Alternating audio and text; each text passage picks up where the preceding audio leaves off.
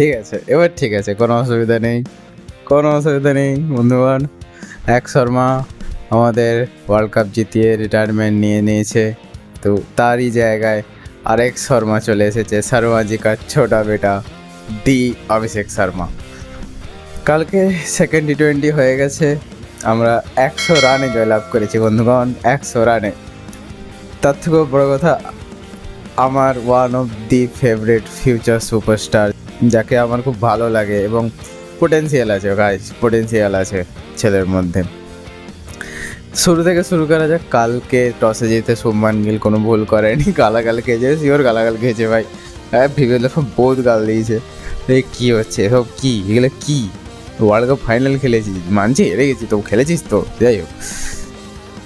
কালকে ব্যাট নিয়েছে শুভমান গিল প্রথমেই, এবং শুভমান গিলের বাজে form continuous guys. Shubman Gill কালকে 4 বলে 2 রান করে, এটা খুব ক্লামজি শট মেরে, সে বটম হ্যান্ডের শুভমান গিলের, বটম হ্যান্ড হচ্ছে শুভমান গিলের strong zone. Bottom hand jab মারে, যে জ্যাব স্পেশালিস্ট শুভমান গিল যেগুলো মারে জ্যাব, সেটাতেই আউট হয়ে গেলে মানে মনে হলো স্ট্রেট মারতে গেল, কিন্তু ব্যাটটা ঘুরে গেল না কি হলো কে জানে। তারপরে শুরু হলো ধ্বংসলীলা। দি অভিষেক শর্মা করেছে তার সেকেন্ড ইন্টারন্যাশনাল ক্রিকেট ম্যাচে 47 বলে 100, second international match, second T20 তো বটেই, সেকেন্ড ইন্টারন্যাশনাল ম্যাচ, 2 নম্বর ম্যাচ। এবং ভাই আমাদের প্রথম দিনে 6 মেরে তার ইন্টারন্যাশনাল রানের সূচনা করতে চেয়েছিল, কালকেও করতে চেয়েছিল, হয়েছে। প্রথম 3টা বল লাগেনি, 4 নম্বর বলে কিন্তু 6 গেছে। এবং এই যে পজিটিভ অ্যাটিটিউডটা, এটা আমার খুব ভালো লাগে। এটা তার গুরু দি যুবরাজ সিংয়ের মধ্যেও ছিল, এবং সে তার শিষ্যের মধ্যে পুরোপুরি ঢেলে দিয়েছে যে ঠিক আছে, কোনো ম্যাচে রান হবে, কোনো ম্যাচে রান হবে না, সেটা ডিপেন্ড করছে, কিন্তু অ্যাটিটিউড মাস্ট বি পজিটিভ। আমি পারবো, মেরে সে হয়েগা, ঠিক আছে, এ হই না বাদ। তো আরেকটা জিনিস যেটা অভিষেক শর্মার আমার ভালো লাগে, সেটা হচ্ছে ব্যাটের ফ্লো। ভাই ওফ, যখন আওয়াজ হয় না বলটা লাগা টাক করে, আমিও লেফট হ্যান্ডি, এবং ওই যে ব্যাট সুইংটা, ওটা দেখে যে কোনো লেফট হ্যান্ডেডের মানে কী বলতো পিক, বেস্ট লেফট হ্যান্ডেড আমার মতে এখন ইয়াং ইন্ডিয়ান ক্রিকেটে। এসএসসি জয়সওয়ালও আছে অবশ্যই এখনও। আমরা অভিষেক শর্মার আরও ওয়ানডেতে ডেবিউ হোক, আমি চাইবো 3টে ফরম্যাটেই অভিষেক শর্মা চলুক, ওকে ছেড়ে দিয়ে হোক খোলা বীরেন্দ্র সেহবাগের মতো, যে তুই চালা, তোকে আউট হওয়ার ভয় নেই, তুই বেখফ চালা, ঠিক আছে। এটা যদি হয়, আমি চাই অভিষেক শর্মা টেস্ট ম্যাচও খেলুক, কারণ ওয়ান্স আপন এ টাইম দেওয়ার আছে প্লেয়ার নেম বীরেন্দ্র সেহবাগ, যার ওপেনিং দেখার জন্য আমরা বসে থাকতাম, যার ব্যাটিং দেখার জন্য বসে থাকতাম, এবং বোলাররা চাইতো যে যত তাড়াতাড়ি সম্ভব আউট হয়ে যায়। আমি টেস্ট ম্যাচের কথা বলছি, ওয়ানডের কথাই বলছি না, আমি টেস্ট ম্যাচের কথা বলছি। এবং যদি সেইভাবে সেই দিকে অভিষেক শর্মা যেতে পারে, সেই রকম তাকে সাপোর্ট করতে হবে, ব্যাক দিয়ে সাপোর্ট করতে হবে। বীরেন্দ্র সেহবাগের মাথায় সৌরভ গাঙ্গুলির হাত ছিল।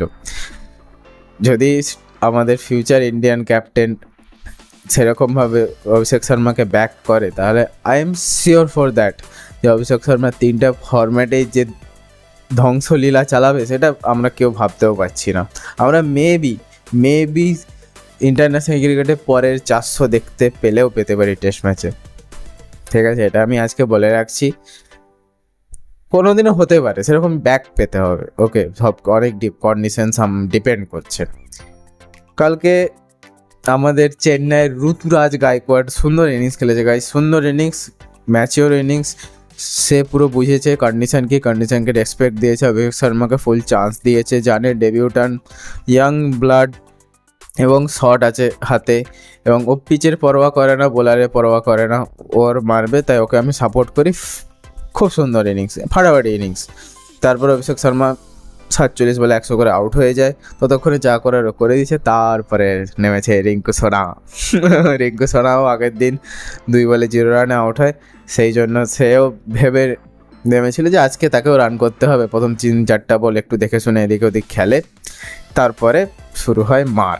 18 থেকে 19 আর 20 নম্বর ওভার রিঙ্কু সিংয়ে কিছু একটা হয়ে যায়, ওই মাঝখানে কিছু মেরে ফেলে দেয় নাকি হাতে, বুঝাচ্ছে, সরি ভাই, মানে কিছু একটা হয়ে যায় ভাই। আমি আইপিএল দেখেছি, আমি ইন্টারন্যাশনাল ক্রিকেটেও দেখেছি, যে কোনো 19 আর 20 নম্বর ওভার যে রিঙ্কু সিং তার আগে আউট হয়ে গেলে ঠিক আছে, কোনো ব্যাপার না। যদি 19-20 নম্বর ওভার যদি পেয়ে যায় না, ও সামনে স্টার্ক থাকুক, সামনে যেই থাকুক, বোল্ট থাকুক, জনসন হোক, যেই থাকুক, ও শেষ করে দেবে। মিনিমাম 25 রান প্লাস তুলবে। কীভাবে করে আই হ্যাভ নো আইডিয়া, বাস করে করে কালকেও করেছে, আমরা দেখেছি। 22 বলে 48 করেছে, ইন্ডিয়া 234 করে। জিম্বাবুয়ে এমন শুরু করেছিল যেন মনে হয় এই 12 ওভারে ওরা 234-235 ওরা চেস করে দেবে। সেই জন্য 4 উইকেট তারা পাওয়ার প্লের মধ্যে হারিয়ে বসে। আমাদের আবেশ খান খুব সুন্দর বল করেছে। আবেশ খান কি করে এত বাউন্স পাচ্ছিল, এত সুন্দর ক্যারি হচ্ছিল ভাই, ধ্রুব জুড়ে লেখা নেই বল হচ্ছে। খুব সুন্দর বোলিং, খুব সুন্দর বোলিং। এবং আমাদের রবি বিষ্ণয় ফিরকিবাজ তো আছেই, সে 3-এর উপরে তার রেট যাচ্ছে না ভাই। 2.75, 3 পয়েন্ট, আগের ম্যাচটা তো 2.85 ছিল। 4 ওভারে 11 রান নিয়েছে, 2 উইকেট নিয়েছে। আর আমাদের ওয়াশিংটন সুন্দর চেপে রেখেছিল, 4 ওভারে 28 রান দিয়েছিল। 7 কিছুই না ভাই, 7 তো 100 রানে আমরা জয়লাভ করেছি।